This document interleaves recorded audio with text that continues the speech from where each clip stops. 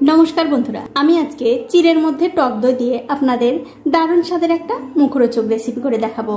आशा करी এই রেসিপিটা দেখার পর আপনাদের ভালো লাগবে। তো রেসিপিটা করার জন্য একটা পাত্রে নিয়ে নিচ্ছি এক বাটি চিরা। এখন এই চিরার মধ্যে দিয়ে দেব এক বাটি টক দই। তো বন্ধুরা এক বাটি টক দই কিন্তু আমি দিয়ে দিলাম।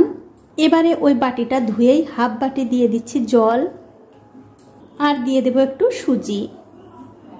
তার সাথে দিয়ে দিলাম স্বাদ মতো নুন। এবারে সবকিছু একটু ভালো করে হাত দিয়ে মাখিয়ে নিতে হবে।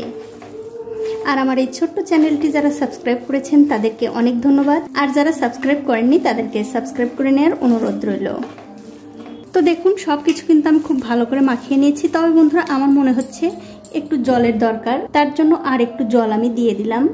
তারপর আবারও খুব ভালো করে মাখিয়ে নিতে হবে।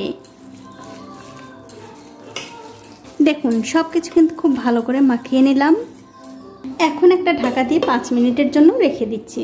5 মিনিট পর আমি ঢাকাটা তুলে নিলাম। তুলে নিয়ে এর মধ্যে দিয়ে দিচ্ছি একটুখানি পেঁয়াজ কুচি আর 2-3টে কাঁচা লঙ্কা।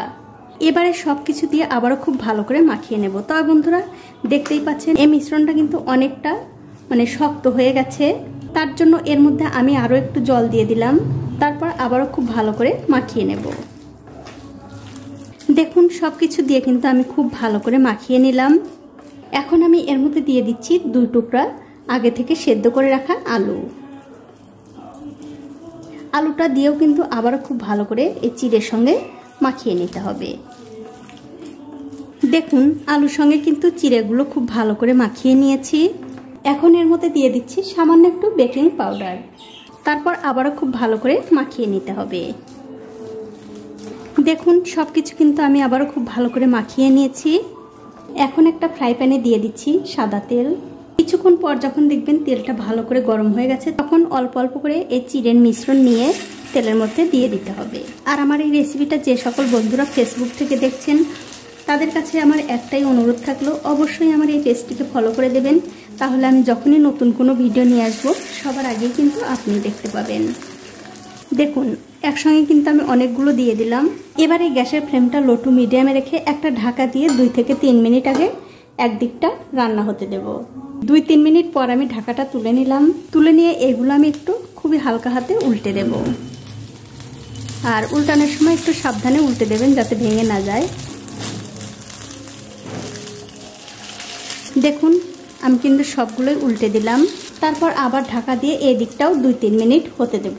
2-3 মিনিট পর আমি আবার ঢাকাটা তুলে নিলাম। তুলে নিয়ে এগুলো আমি আবার একটু ভালো করে উল্টে দেব আর উল্টে পাল্টে আরও একটু সময় ধরে ভেজে নেব। দেখুন আরও 1 মিনিট সময় ধরে এগুলো আমি ভালো করে উল্টে পাল্টে ভেজে নিয়েছি। এগুলো কিন্তু ভাজা হয়ে গেছে।